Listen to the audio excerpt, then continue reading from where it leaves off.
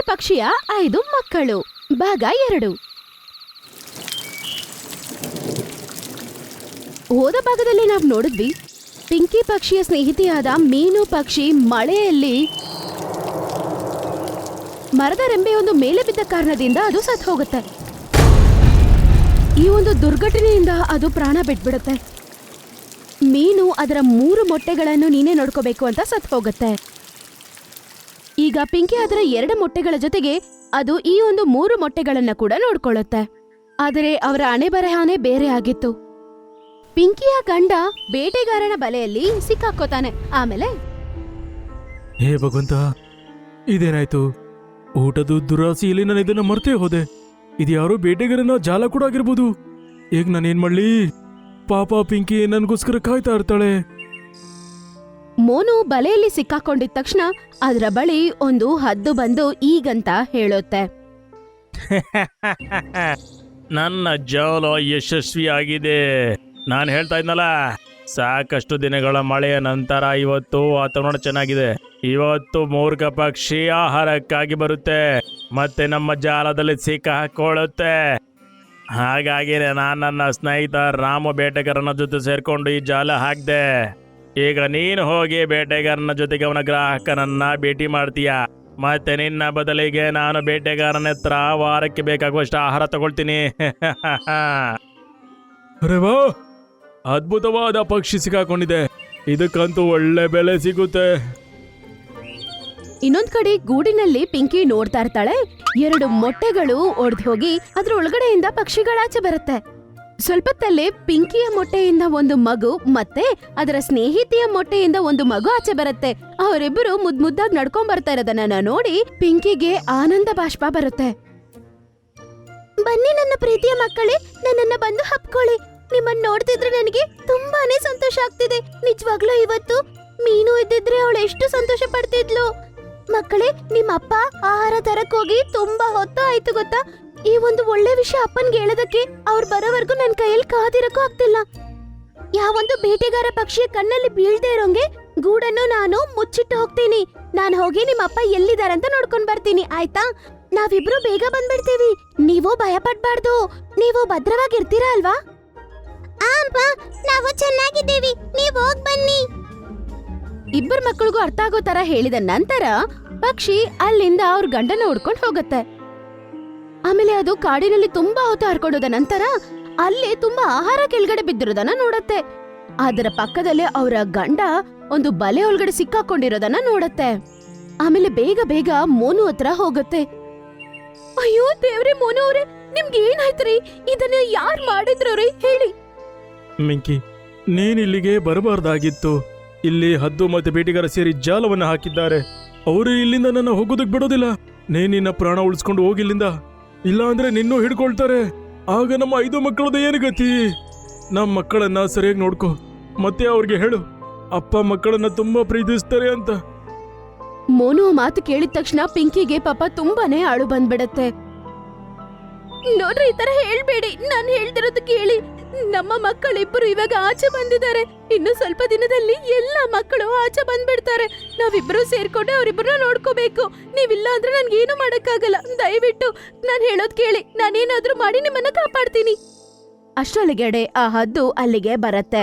ಇದೇ ತರ ಅವರಿಬ್ರು ಮಾತಾಡ್ತಿರೋದನ್ನ ಅದು ಬಚ್ಚಿಟ್ಕೊಂಡು ಎಲ್ಲ ಕೇಳ್ಬಿಡುತ್ತೆ. ಹಾಗಾದ್ರೆ ಈ ಪಕ್ಷಿಗಳ ಗೂಡಲ್ಲಿ 1, 2 ಅಲ್ಲ 5 ಮಕ್ಕಳಿವೆ. ಇವತ್ತು ಒಳ್ಳೆ ದಿನ ಅನ್ಸುತ್ತೆ. ಈ ಪಕ್ಷಿ ನೀನು ಆ ಬೇಟೆಗಾರ ತಗೊಂಡೋಗ್ತಾನೆ, ಆದ್ರೆ ಪಕ್ಷಿ ಮತ್ತೆ ಅವರ ಮಕ್ಕಳನ್ನ ನಾನೇ ತಗೊಂಡೋಗ್ತೀನಿ. ಹದ್ದು ಅದಕ್ಕೆ ಗೊತ್ತಿಲ್ಲದೆ ಪಿಂಕಿ ಹಿಂದ್ಗಡೆನೇ ಹೋಗುತ್ತೆ. ಪಿಂಕಿಯ ಮನೆಯ ಬಳಿ ಹೋಗುತ್ತೆ. ಪಿಂಕಿ ಮನೆ ಒಳಗಡೆ ಹೋಗತ್ತೋ ಇಲ್ವೋ, ಆಗ ತಕ್ಷಣ ಹದ್ದು ಕೂಡ ಅದರ ಹಿಂದ್ಗಡೆನೆ ಮನೆ ಒಳಗಡೆ ಹೋಗ್ಬಿಡತ್ತೆ.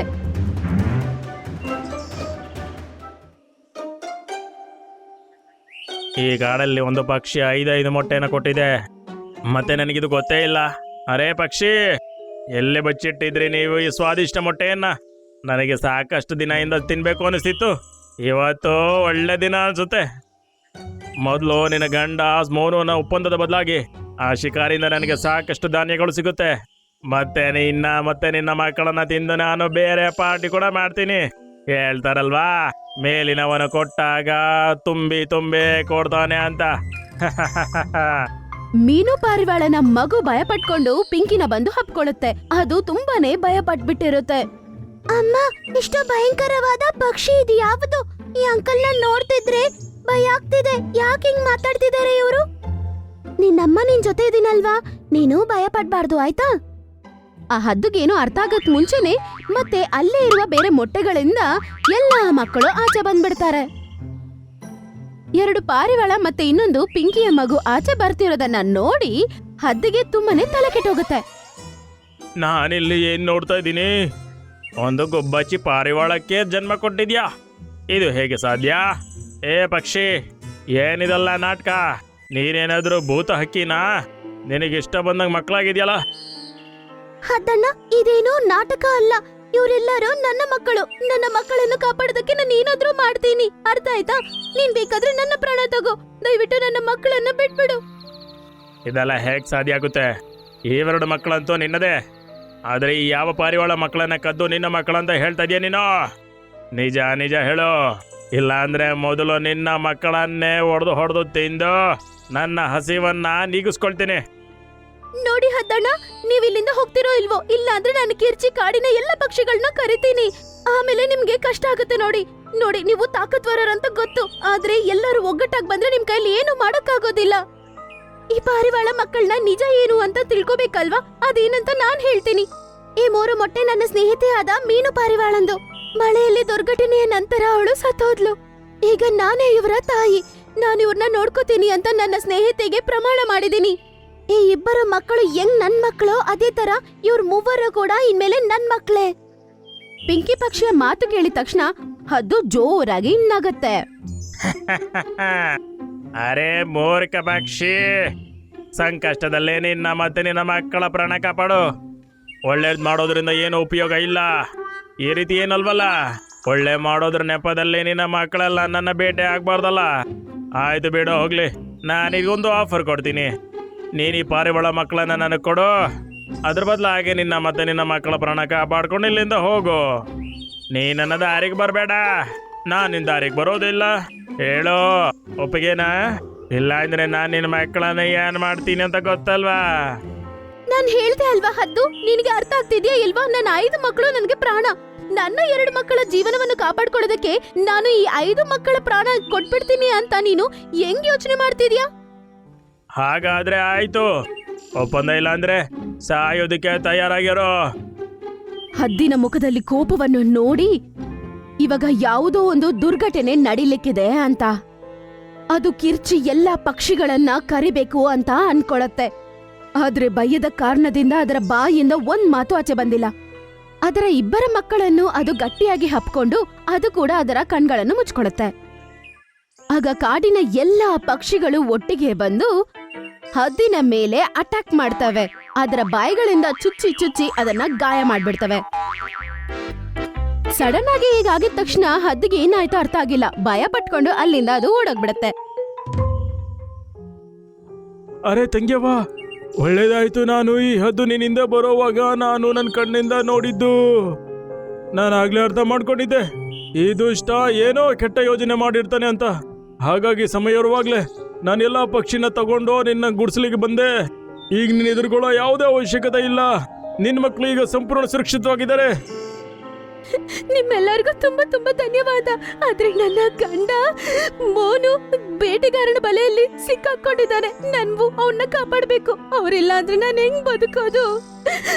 ಅವ್ರನ್ನ ದಯವಿಟ್ಟು ಕಾಪಾಡಿ. ಪಕ್ಷಿ ಅಳ್ತಾ ಇರತ್ತೆ. ಅದೇ ಸಮಯದಲ್ಲಿ ಅದರ ಮುಂದ್ಗಡೆ ಮೋನು ಬಂದು ನಿಂತ್ಕೋತಾನೆ. ಪಿಂಕಿ, ನಾನು ವಾಪಸ್ ಬಂದಿದ್ದೀನಿ. ನೀನ್ ಹೆದರ್ಕೋಬೇಡ, ನಾನ್ ಸಂಪೂರ್ಣ ಸರಿಯಾಗಿದ್ದೀನಿ.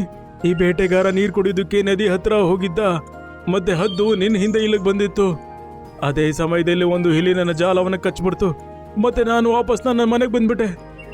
ಅವರ ಗಂಡ ವಾಪಸ್ ಬಂದಿರೋದನ್ನ ನೋಡಿ ಪಕ್ಷಿ ಸಂತೋಷ ಪಡುತ್ತೆ.